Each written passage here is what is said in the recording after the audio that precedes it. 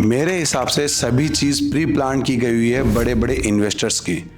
अगर मैं बात करूं आप लोगों की और मेरी, तो रिटेलर्स सिर्फ यहाँ पे सेलिंग करने के लिए आए हुए हैं, क्योंकि वो ऐसी सिचुएशन क्रिएट कर देते हैं जिससे हम लोग पैनिक होके हमारे सभी स्टॉक सेल आउट कर देते हैं, हमारी ट्रेडिंग स्ट्रेटेजी फेल हो जाती है और हम सिर्फ सेलिंग पोजीशन में चले जाते हैं, क्योंकि हमें ऐसा लगता है कि ये सिचुएशन के कारण मार्केट अब क्रैश करेगा। और वही पॉइंट होता है इन्वेस्टर्स के लिए बाइंग का।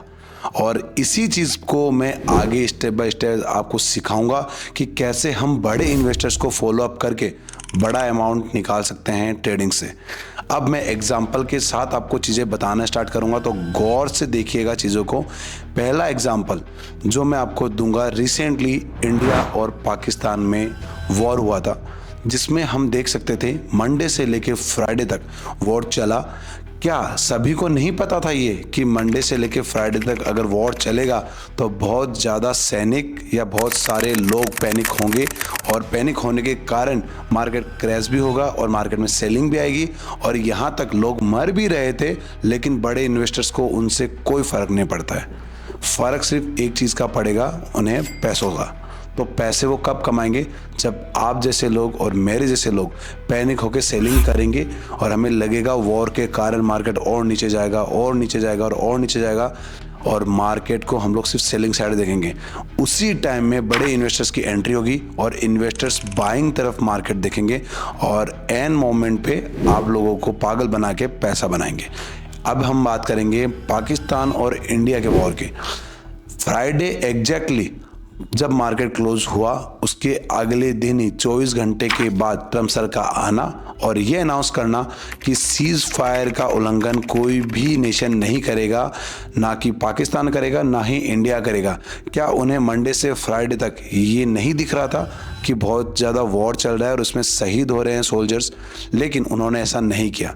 उन्हें एग्जैक्टली पता था कि मार्केट में ऑलरेडी क्रैश का मूवमेंट है और फ्राइडे को हमें सभी को क्रैश के कारण सेलिंग करवानी है, और एग्जैक्टली 3:26 पे सभी इन्वेस्टर्स को एंट्री दिलानी है, जिससे सब लोग पैनिक होकर सेल करें और इन्वेस्टर्स की एंट्री हो जाए।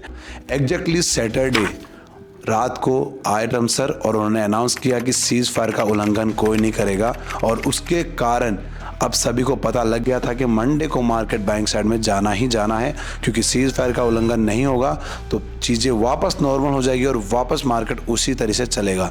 मंडे को आपने देखा होगा मार्केट ऑलरेडी 200 पॉइंट प्लस चला गया था because of pre plan strategy. इसको बोलते हैं टाइम स्ट्रेटेजी का अच्छा इस्तेमाल करना, जो कि आप और मेरे जैसे लोगों को नहीं पता है, सिर्फ पता रहता है बड़े बड़े लोगों को और उनके स्टेटमेंट्स को। तो हम अब टाइम स्ट्रेटेजी को इसलिए प्रमोट कर रहे हैं, या फिर इसलिए मैं आपको बताना चाह रहा हूँ बार बार में कि एवरीथिंग इज प्लान्ड। ऑपरेट जो मार्केट कर रहा है वो कोई भगवान नहीं है, ना किसी के हाथ में है, वो सिर्फ बड़े बड़े इन्वेस्टर्स के हाथ में है। उन्हें पता है कब सिचुएशन क्रिएट करनी है और कब आपको पैनिक में ला के आपसे सेलिंग करवानी है। दूसरा एग्जांपल अगर मैं देना चाहूँ आपको, तो इंडियन मार्केट का ही दूंगा, जो कि है इलेक्शंस का। आप लोगों को बता दूं कि जब इलेक्शंस के रिजल्ट आए थे तो सभी को ये पता था कि बीजेपी जीतेगी, लेकिन आप लोग क्या कर रहे थे, बार बार में मार्केट क्रैश होने के कारण सेलिंग ही सेलिंग पर जा रहे थे। एग्जैक्टली 1:30 बजे मार्केट ने रिवर्सल लिया इलेक्शन वाले दिन, और जहां तक मार्केट क्रैश हो सकता था उससे भी डबल स्पीड से उसने वापस रिकवर किया। और मार्केट 1:30 बजे ही क्यों रिकवर किया, उसका रीज़न भी सुन लीजिए आप। उसका रीज़न है यूरोपियन मार्केट।